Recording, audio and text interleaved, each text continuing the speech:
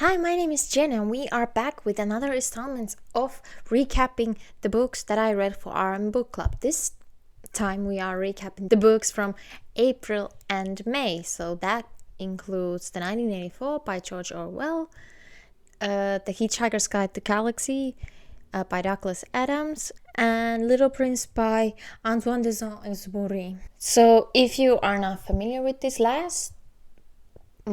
in March, I recapped the books that I read for RM Book Club in January and February. What is RM Book Club? So we read books that have been read by the BTS leader RM or Kim Namjoon. He is an avid reader and often makes literary references in their lyrics, so it's been interesting to read the books that he has read. So this time around I wanted to make a reading vlog type of video. So let's get into the books that I read this time around. So, the 1984 by George Orwell. Do I even need to explain the plot? I feel like everyone else has read the book except for me. But, in this book that was released in 1949, the main character, Winston, lives in a dystopian future set in 1984, where everyone is watched by the Big Brother and the government, and it's all, you can imagine, a dystopian novel, and you have probably read it too. The world we know does not exist. You know the drill. So now, here come the reading vlog clips. Okay, so now I have read the first part of 1984, and I was kind of scared to start it because I was waiting for it to be brutal, like all the way through, but the beginning seems to be kind of slow and like not too intense. I'm really surprised by how modern and contemporary the writing feels. I think that's what I've been most surprised about. It's very readable. I don't know why I was expecting some kind of difficult language, you know what I mean. But yeah, I think the part where Winston and the other guy, I don't remember his name right now, they were talking about how the goal of the ministry is to cut down on vocabulary, and instead of having all these adjectives for different feelings, they are gonna cut it to just like good and plus good. And as a English student, as a linguist student, I felt that I was like, absolutely not, you can't do that. And when it was like, well, by 2050 we won't have any type of vocabulary and we won't have any thought crimes, I was just reading it like basically horrified, like, no, we cannot do that. I mean, obviously it's fiction, but you know what I mean. I was very into it. So yeah, so far it's been good. It's been readable. It hasn't been as scary as I expected it to, although of course the idea of that kind of society is scary. But yeah, this is a reading update from yours truly. I just finished part 2 in 1984. Much to think about. So we were introduced to the character of Julia, and Julia and Winston fell in love. And what really bothered me and impacted my reading experience, and why I started to read the book quite more in a more slow pace, was the objectification of Julia's body. Julia is out here trying to rebel against the system in the small ways that she can, and then Winston is just talking about her breasts. What can we expect from male perspective and male? So that really tainted my reading experience, and I just kept thinking, like, this is the world-renowned amazing book that everyone's talking about. It's this objectifying. So yeah, and things got better when they joined other people who were rebelling against the system. Things became a bit more exciting to read. As Winston started to read Goldstein's book, it was really interesting to have this kind of book within a book reading experience. And the part 2 ended with Julia being kidnapped, and I'm glad that the other half of part 2 picked up back the story that it was initially in part 1, because the objectification of Julia's body was pretty gross to me. And if you don't agree with that, that's fine. And if you think I'm out of line, that's fine. But yeah, if I compare part 1 and part 2, I preferred part 1 because it really showed what the society, what George Orwell has built as the society, what it's like living in this kind of oppressive system. And then it kind of disappeared for a moment in part 2. But yeah, I don't think I'll read Norwegian Wood this month. I read like 20 pages of it, but since it took me so long to get through part 2, I'm gonna ditch Norwegian Wood and just concentrate on 1984. Okay, update part 2 over. I finished the 1984.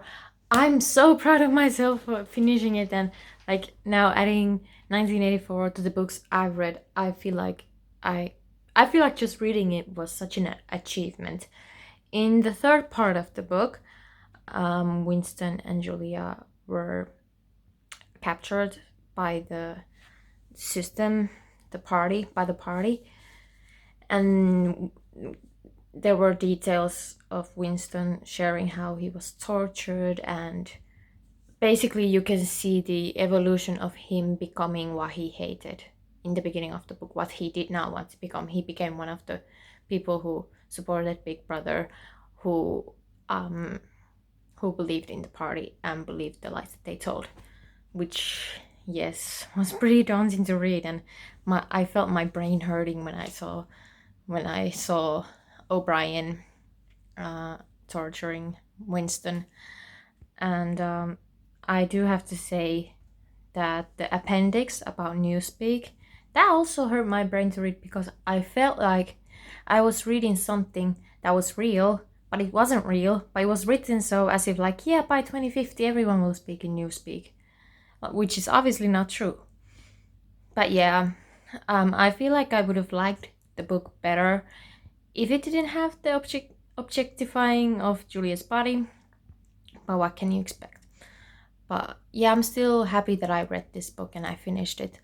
As mentioned in the previous clip, I will not be reading Norwegian Wood this month. It's the 26th of March. As of this clip, I would have 4 days to finish it because I'm mostly focused on 1984 and I read another book this month. But yeah, I'm just really happy and proud that I finished it.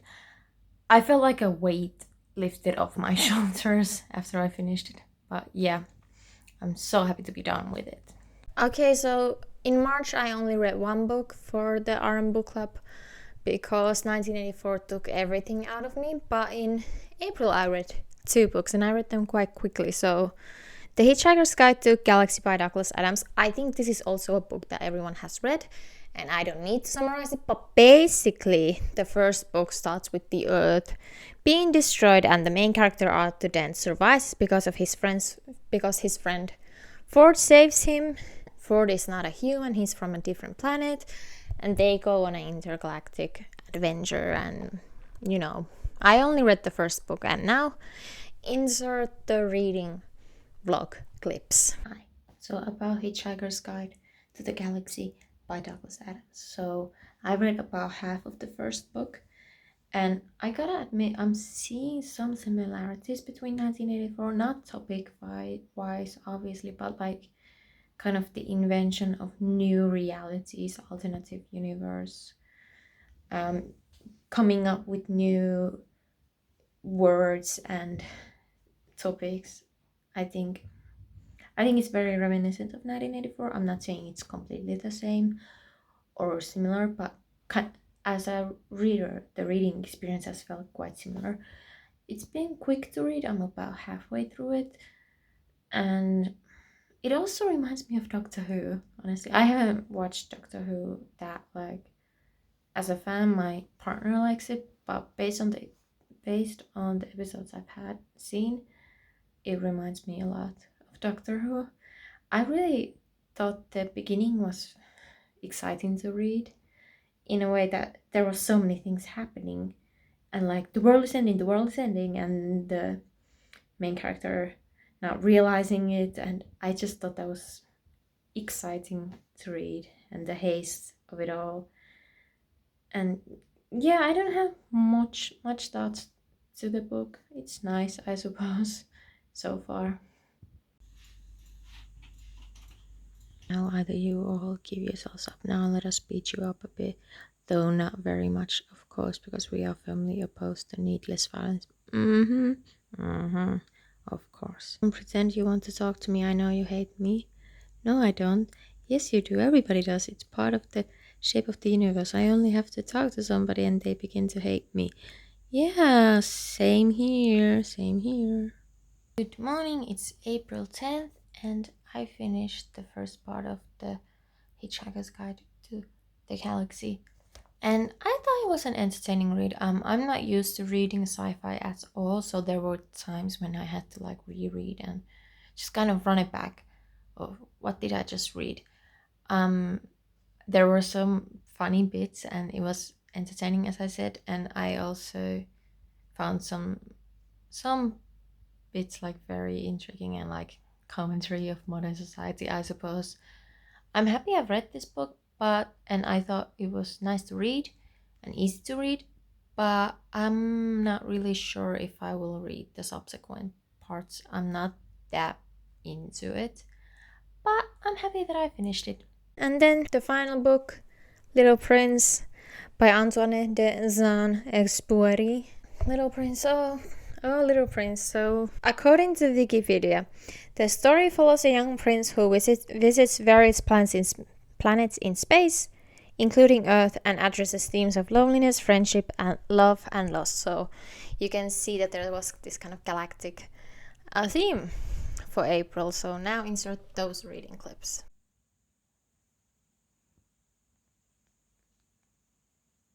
Hello, it's April 11th, and I have started reading The Little Prince, which is the second book of April. I started reading it yesterday, and it's been so sweet and heartwarming and heartbreaking at the same time. But yeah, I'm loving it. It's short, but so full of meaningful texts. So throughout the book, there is this rose that the prince befriends, and like for example, what moves me so deeply about this little prince sleeping here is his loyalty to a flower, the image of a rose shining through his whole being like the flame of a lamp, even when he is asleep. It reminds me of fake love lyrics that say, I grew a flower that can't be bloomed in a dream that can't come true. I finished it. Such a sad ending. Not sad, but like bittersweet and heartwarming, but heartbreaking.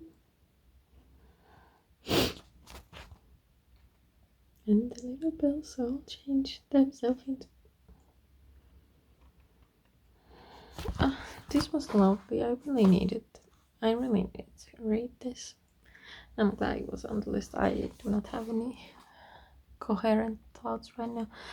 It reminded a little bit of The Alchemist by Paulo Coelho, which is actually in the reading list for our book club.